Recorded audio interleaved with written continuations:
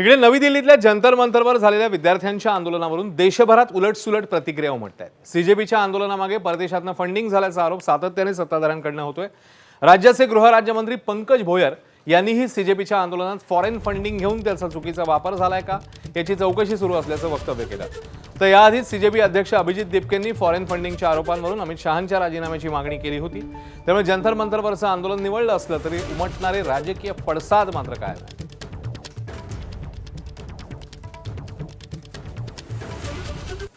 CJP असो किंवा इतर कुठल्याही देशातल्या वेगवेगळ्या संघटना, राज्यातल्या वेगवेगळ्या संघटना ज्यांना फॉरेन फंडिंग त्या ठिकाणी होत असतं आणि त्या फंडिंगचा वापर ते कुठल्या कामाकरिता करतात हे तपासणे अतिशय आवश्यक आहे।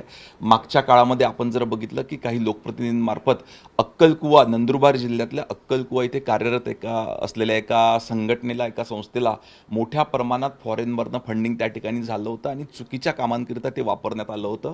पोलीस प्रशासन ईडी मार्फत त्याच्यावर कार्यवाही देखील करण्यात आलेली आहे। त्याच पद्धतीने इतर जर काही अशा संस्था किंवा संघटना फॉरेन फंडिंग घेऊन त्याचा चुकीचा वापर करत असतील तर निश्चितपणे त्याचा त्या ठिकाणी कार्यवाही करण्यात येईल। कॉक्रोच जनता पार्टीला बाहेरून फंडिंग येते किंवा बाहेरून चालवण्यात येते, तर माझ्या मनात असा प्रश्न येतो, अमित शहा असताना हे सगळं शक्य कसं काय झालं? हे तर मग अमित शहाचं फेलियर आहे। तुम्ही स्वतः फेल झाले आणि तुम्ही राजीनामा दिला पाहिजे। आणि 20 तारखेला ज्या प्रकारे विद्यार्थ्यांचं रक्त वाहण्यात आलं जंतर मंतरवर दिल्ली पोलीसच्या हातातून, ते अमित शहाच्या ऑर्डर शिवाय दुसरं कोणाचा ऑर्डर नसणार।